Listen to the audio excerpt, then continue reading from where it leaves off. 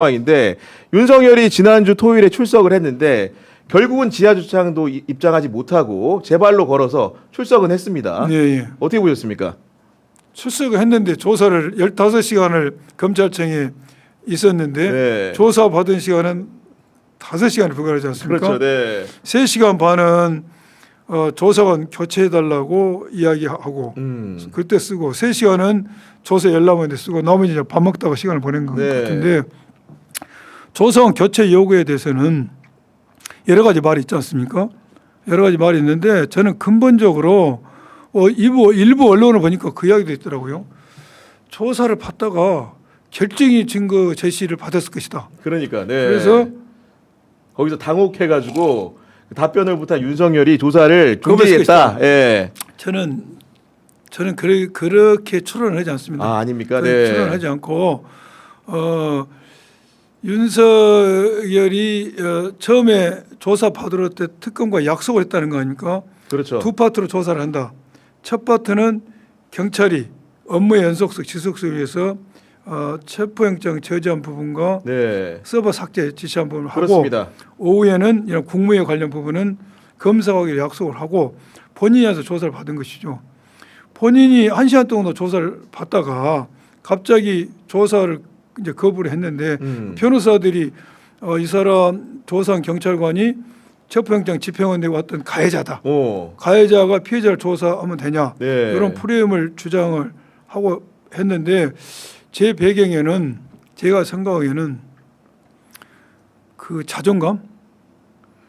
아 경찰관한테 조사받을 그렇죠. 수 없다. 내가 검찰총장까지 했는데. 검찰총장까지 했는데 네. 내가 조사받다 보니까 이거 너무 체면이 구긴다는 생각이 있을 것 같아요. 네. 그것 때문에 거절했을 것 같고 무슨 결정적인 증거가 있겠어요? 그런 결정적인 증거가 있으면 체포영장 청구할 때 이미 넣겠지. 이미 넣겠지. 체포영장 청구하고 사이가 하루 이틀 안 되는데 무슨 증거를 더 발견했겠습니까? 오히려 결정적인 증거가 나타나서 조사를 회피했다? 할 수 있죠. 어떻게 보면 자기 방어권 행사하기 위해서. 그렇죠. 그러나 네. 조사 교체 요구를 하면 안 되죠. 진술 거부를 했어야 되죠. 제가 볼 때는 그것보다는 조사받다 보니까 본인이 자존감이 구겼을 것 같아요. 그래서 아직도 본인의 뇌에는 아직도 총장이다. 그러니까요. 검사 출신이 경찰관 앞에서 조사받는 거 쉽지 않습니다. 그렇죠. 저도 네. 정치에 나와가지고 윤석열 정권 때 정치적 탄압으로 그러니까, 네. 지켜가지고 저도 경찰청에 압니다. 가서 네. 이틀간 밤샘 조사를 받았는데 굉장히 치욕적이에요. 그래서 저는 그런 게 발동했다고 생각이 드는데 네. 적절치 않죠. 죄를 지었으면은 조사한 사람이 검사든 경찰관이든 억울한 점 있으면은 변소를 하면 되는 거죠. 변소해야 되는 네. 것이죠. 물론 본인이 자존감이 상했다 해서 그런다는 것은 총장의 마인드 법치주의를 저러니까 법치주의를 훼손했구나.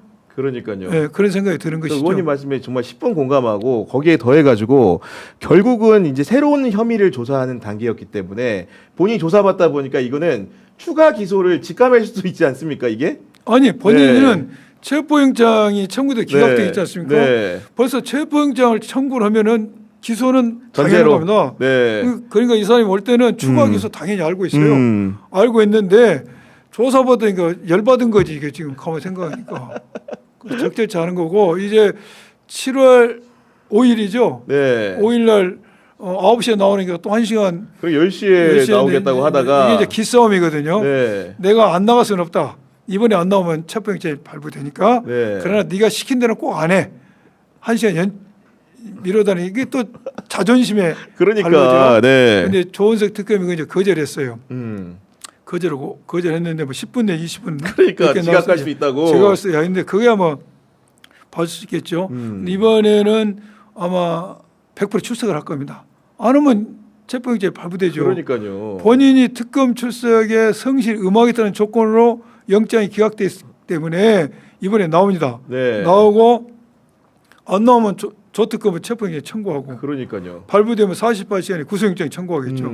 그래서 그런 이번에 나오면 조사하고 제가 볼 때는 7월 한 둘째 주는 영장을 청구할 겁니다.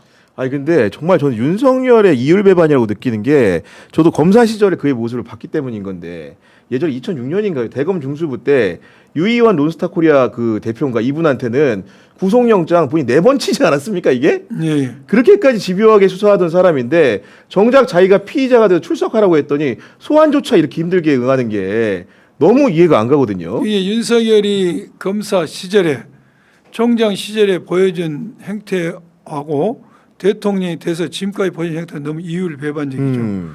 본인이 수사를 했다면은 조사원 교체한 사람 그 즉시 긴급 체포했을 겁니다. 그러니까 그날 구속영장 청구했을 겁니다. 예.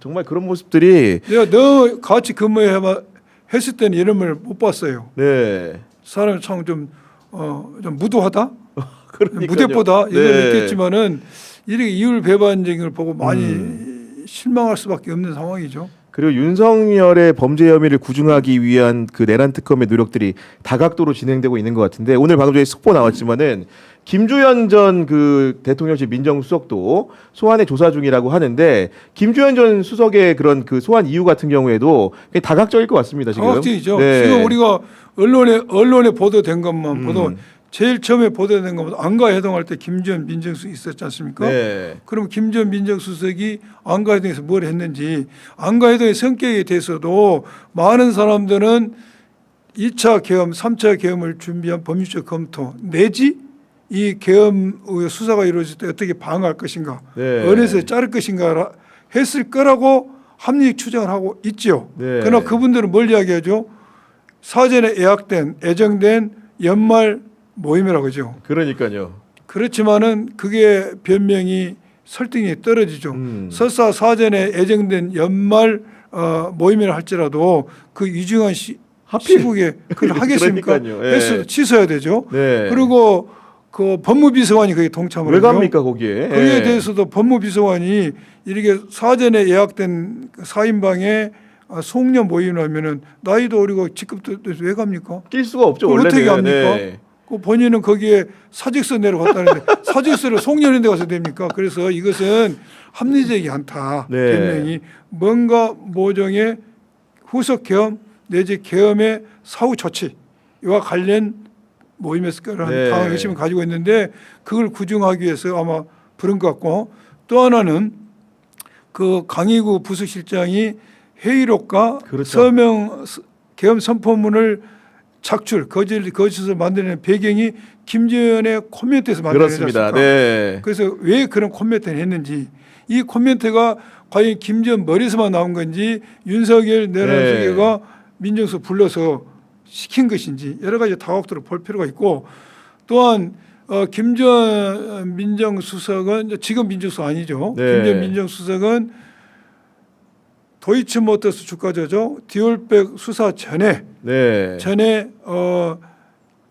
통화를 했으니까 검찰하고 맞습니다. 검찰하고 네. 통화를 하고 한참 통화를 한 후에 그리고 나서 조사가 황제 조사로 전환이 되지 않습니까?